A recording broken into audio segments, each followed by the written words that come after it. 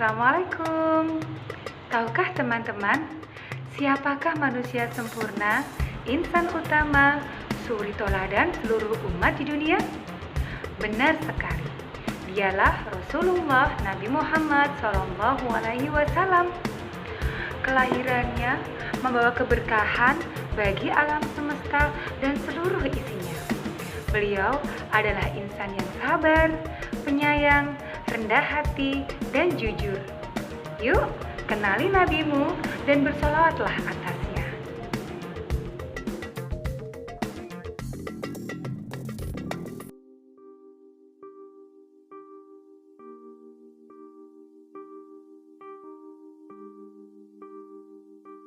Kisah Nabi Muhammad SAW.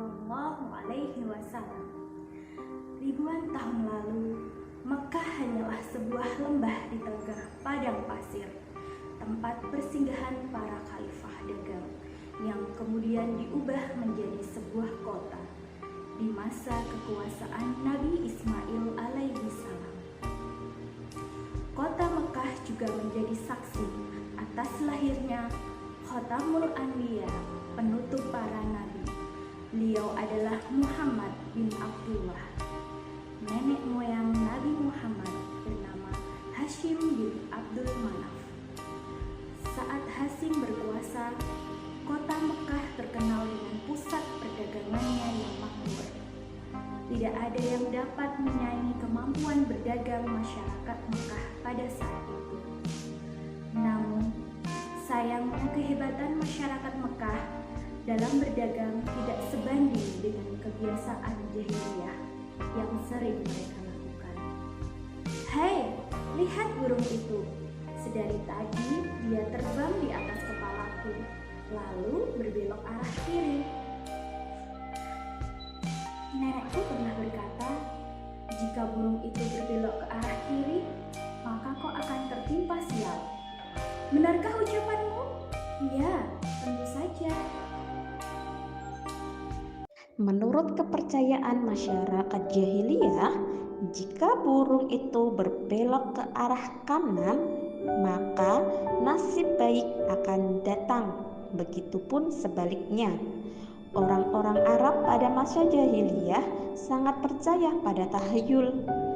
Kebiasaan jahiliyah adalah tentang penyembahan berhala.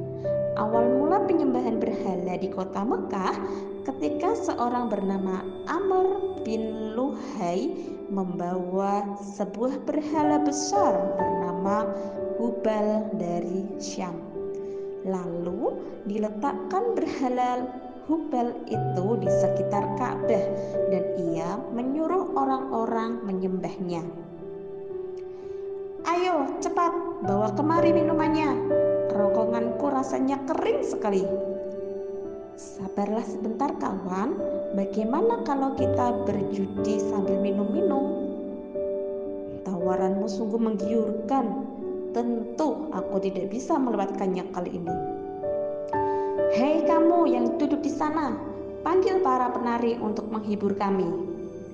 Tidak hanya berjudi dan minum arak, pencurian, perampokan juga hal yang sering terjadi. Sasarannya orang asing yang mereka temui di jalan.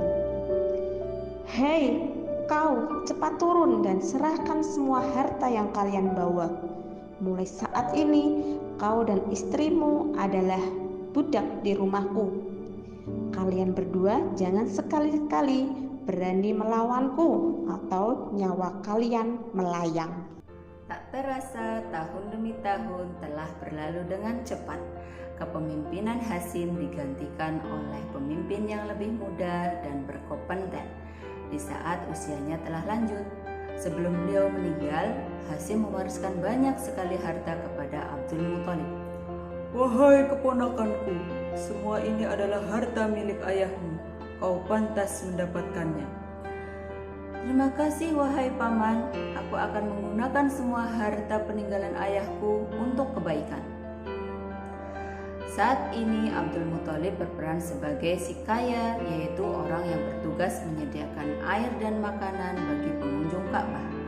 Saat itu Ka'bah sangat ramai dikunjungi oleh orang-orang melebihi gereja Al-Ghaus di zaman milik Abraha. Namun seiring berjalannya waktu, persediaan air semakin menipis. Pada saat itulah Abdul Muthalib teringat tentang cerita sumur Zam-Zam. Banyak orang mengatakan bahwa sumur Zam-Zam itu telah tertimbun tanah ratusan tahun yang lalu, jadi mustahil jika ditemukan. Sepertinya aku harus menemukan sumur Zam-Zam itu, apalagi tugasku sekarang sebagai si Goyah. Kemudian beliau memanggil salah satu putranya yang bernama Haris. "Wahai Haris anakku, kemarilah. Dapatkah kau menemaniku mencari sumur Zam-Zam yang telah tertimbun tanah ratusan tahun lamanya itu?" "Baiklah ayah, dengan senang hati aku siap membantumu mencari sumur Zam-Zam itu." Abdul Muthalib dan Haris berpencar dalam menggali beberapa tempat, namun tidak ada hasil. "Wahai ayah, apa mungkin sumur Zam-Zam itu benar-benar telah lenyap tertimbun tanah?" "Wahai anakku, kalau kita bersabar, Allah pasti akan mudahkan pencarian kita." Orang-orang yang melihat perbuatan Abdul Muthalib dan Haris hanya bisa bercemooh. "Wahai Abdul Muthalib, mengapa engkau mengerjakan perbuatan yang sia-sia? Sumur itu telah lama hilang tertimbun tanah." "Benar yang dikatakannya. Bukankah dahulu nenek moyang kita Musa bin Amr pernah mencari tapi tidak berhasil juga?" "Sudahlah, biarkan saja. Lagi pula sudah kita ingatkan." Abdul Muthalib terbangun dari tidurnya. Karena mendengar suara, ia seperti mendapatkan petunjuk tentang keberadaan sumur Zam-Zam dalam tidurnya. Keesokan harinya, dengan penuh semangat, Abdul Muthalib dan Haris kembali menggali di antara berhala Ishaq dan Naila. Tiba-tiba air pun memancar. "Ayah, lihat, ada air." "Alhamdulillah, ayo Haris, gali terus." Sekarang, dengan ditemukannya sumur Zam-Zam, Abdul Muthalib tidak khawatir lagi untuk memenuhi persediaan air dan keperluan bagi pengunjung Ka'bah. Hari demi hari berlalu.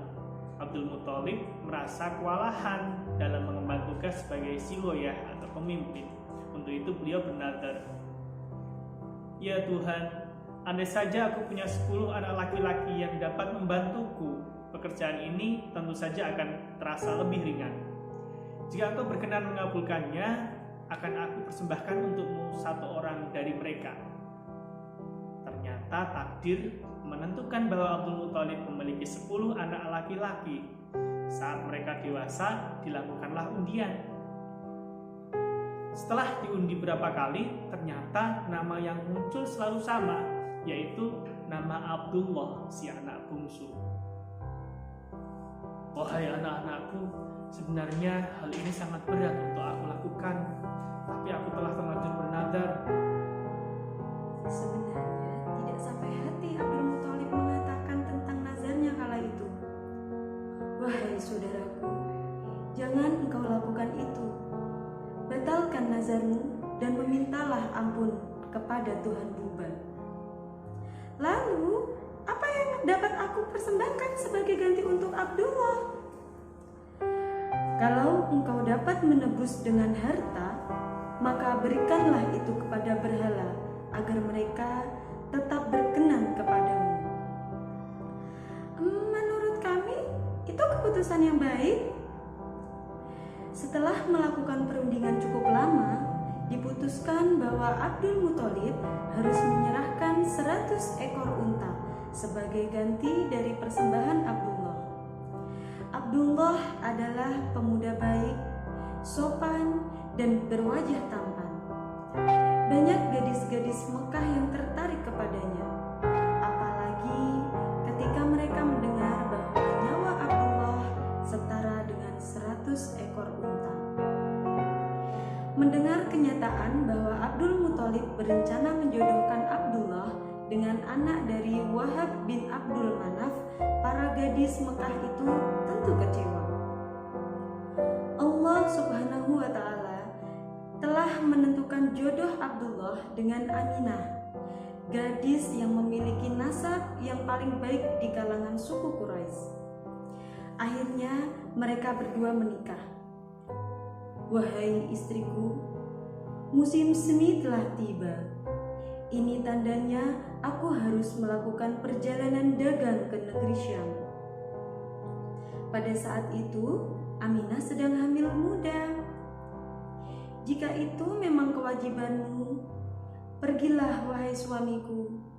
Meskipun sesungguhnya aku sangat berat melepas kepergianmu. Simpan kekhawatiranmu, wahai istriku. Aku ini harus bekerja keras untuk calon bayi yang ada di dalam kandungan ini. Keesokan harinya, Abdullah berangkat bersama kafilah dagang yang lain. Aminah melepas kepergian suaminya dengan doa. Perjalanan dagang Abdullah berjalan dengan lancar.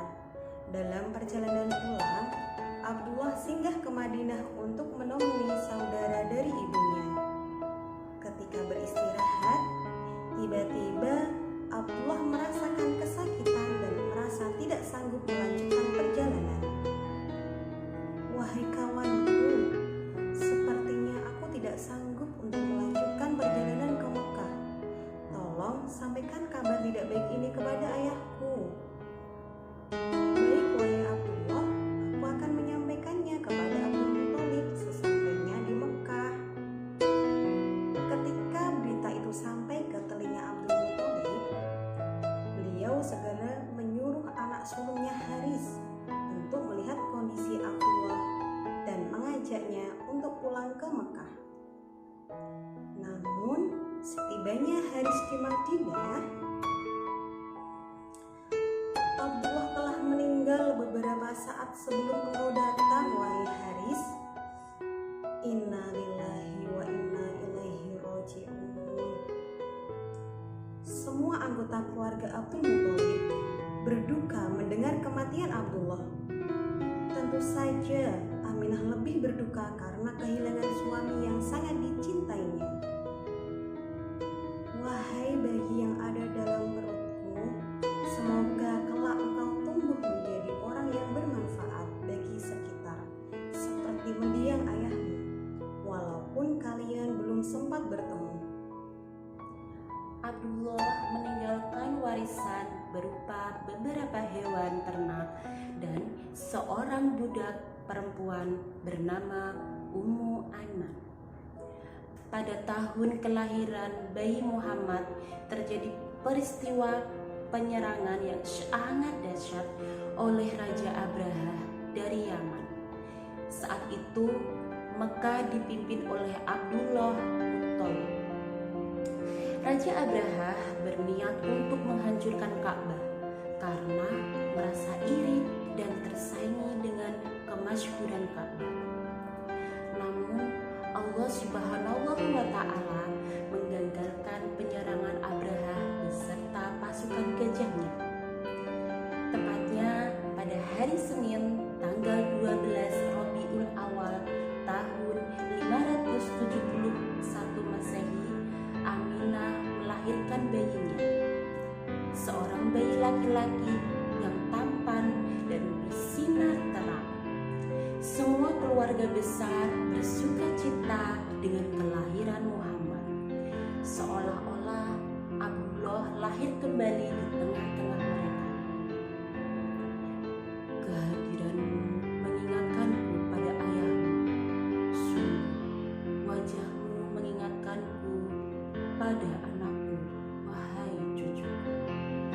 Dengan penuh sukacita, Abdul Muthalib menggendong cucunya untuk bertawaf di Ka'bah. Ya Allah, terima kasih atas hadiah terindah ini. Aku sangat bersyukur atas kehadiran bayi ini. Akan aku beri nama ia Muhammad. Setelah lewat 7 hari, Abdul Muthalib menyembelih unta sebagai ungkapan rasa syukur atas kelahiran Nabi Muhammad. Wahai Abdul Muthalib, siapakah nama bayi ini? Aku memberinya nama Muhammad. Semoga kelak bayi ini menjadi orang yang terpuji dimanapun ia berada. Aminah memandang bayinya dengan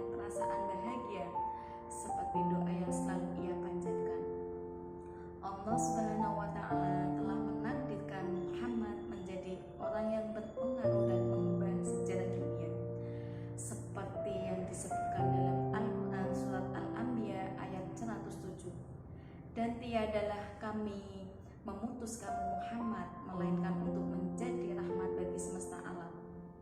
Nah, teman-teman, ada beberapa hikmah yang dapat kita ambil dari cerita di atas. Yang pertama adalah kesabaran dan nikmat baik dalam melakukan